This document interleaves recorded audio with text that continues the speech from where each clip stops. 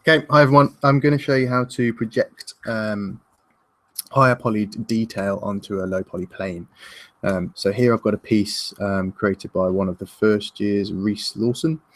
What I'm going to do is take the detail that he's put on here, and we're doing modular building, we're doing environments at the moment. So if you were down on the floor of this building, you would want to have the high poly detail so that it looks more realistic. But as you kind of pan up and look up the building, perhaps there's similar sections up at the top that you want to have the look of 3D, but they haven't got all of that high poly detail in there, obviously eating up your poly count for your scene. So what we do is we grab a standard plane and we place it directly in front of the piece that you want to project. So I'm just going to draw a plane right in there. I don't need any width or length segments, so I can take those back down to 1, and then I'm going to make sure that the plane is in front of the object that I'm going to project the detail from. Okay,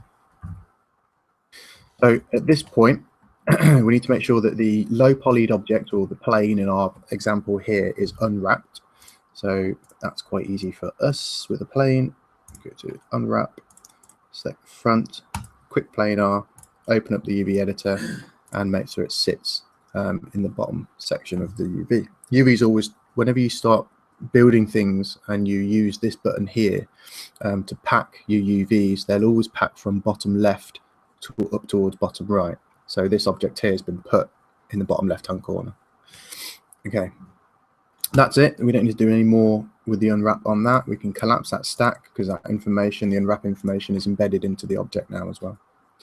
So the next thing is that we're going to project this detail on. So to do that, we go up to our rendering tab and then come down to render to texture, or hit 0 on the keyboard. So it will bring up this dialog box. And there's quite a few things in here that we need to change, so bear with me. First, the output. So this is where your textures are going to save to. So we're ideally here, we're going to render out a diffuse texture, and I'm going to render out a normal map as well. You wouldn't have to do a diffuse texture. I don't really need to do one for this because we haven't got any diffuse detail on. But if you have taken this object into Mudbox, for example, painted lots of nice details and you know, a bit of stone texture on it or whatever, we can project that detail onto the low poly one as well. So I'm going to show you how to do it using a diffuse, because there's more than likely you are going to want to do that. So in the path, I'm just going to make sure it just saves. I'm just going to chuck it straight onto the desktop for mine. It's already as messy as it can be. May as well add a few more to it. The next section down here, objects to bake. So what are you baking onto? For us, it's the plane. So whichever object you have selected, it will tell you here what object that is. So plane, or if I select this one, then it changes it to the name of that object. So plane's what I want.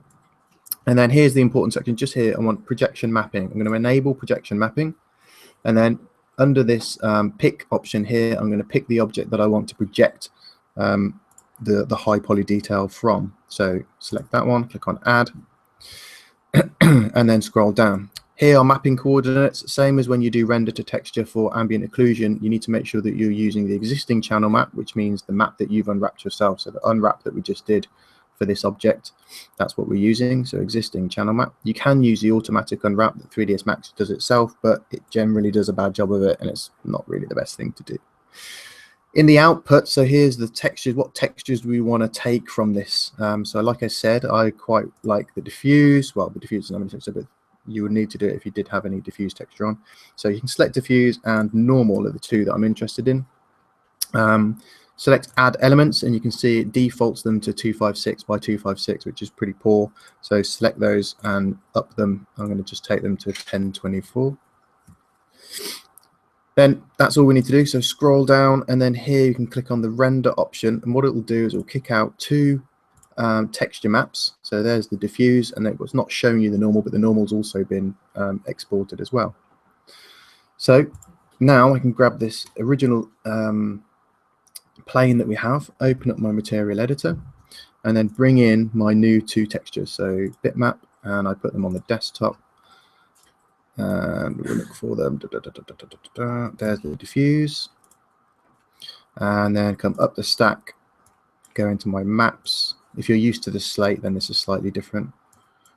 Bump map, select none, choose normal bump, And then in the normal section, you go and choose the bitmap for the normal map, which is here.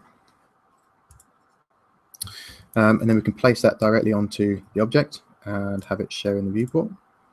So you can see the normal detail on there at the moment.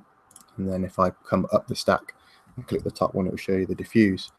So now if I throw in a light just so that we can see how this is looking, because obviously normals only work with lights. And then I'm going to make sure I'm on realistic texturing.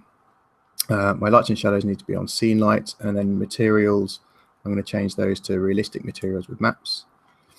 And then here what we've got is this piece could be much further up in the building where you need lower polyed detail, but it will still have that 3D look to it that you want from that map above, further above. Okay, I'm not a witch. All right, cool.